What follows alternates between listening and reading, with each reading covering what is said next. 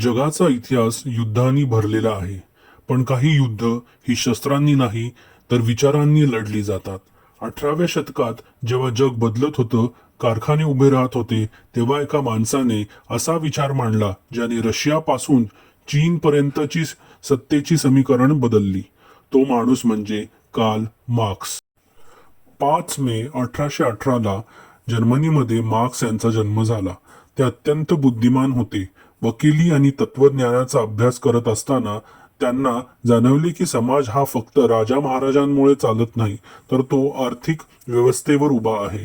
त्यांचे विचार इतके प्रखर होते की त्यांना स्वतःच्या देशातून, जर्मनीतून बाहेर काढले गेले. त्यांनी आपले आयुष्य गरिबीत काढलं, पण आपली लेखणी कधी थांबवली नाही. मार्क्स यांनी मांडलेले सर्वात महत्त्वाचे विचार म्हणजे वर्गसंघर्ष. त्यांच्या मते समाजात नेहमी दोन वर्ग असतात, एक भांडवलदार ज्यांच्याकडे संपत्ती आहे आणि दुसरा कामगार जे कष्ट करतात. कामगारांच्या कष्टावरच जग चालतं, पण त्यांना त्यांच्या योग्य वाटा मिळत नाही, असं त्यांचं स्पष्ट मत होतं. मार्क्सचा असा विश्वास होता की एक दिवस असा येईल जेव्हा कामगार एकत्र येतील आणि ह्या विषमतेविरोधी क्रांती करतील.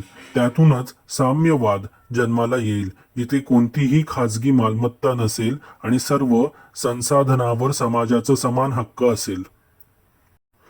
मार्क्सच्या मृत्यूनंतर त्यांच्या विचारांनी जग हादरलं. 1917ची रशियन क्रांती असो किंवा माओ झेडोंग यांची चीनमधील क्रांती, या सगळ्यांच्या मुळाशी मार्क्सचे विचार होते.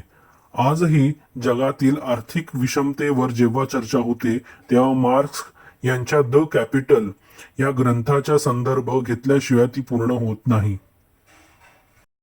कार्ल मार्क्स हे केवळ एक विचारवंत नव्हते, तर ते एक बदलाचे स्वप्न पाहणारे क्रांतिकारक होते. त्यांच्या विचारांशी तुम्ही सहमत असाल किंवा नसाल, पण त्यांनी जगाला समानतेचा विचार करायला भाग पाडला हे नक्की. तुम्हाला काय वाटतं, मार्क्स यांचे विचार आजही लागू होतात का?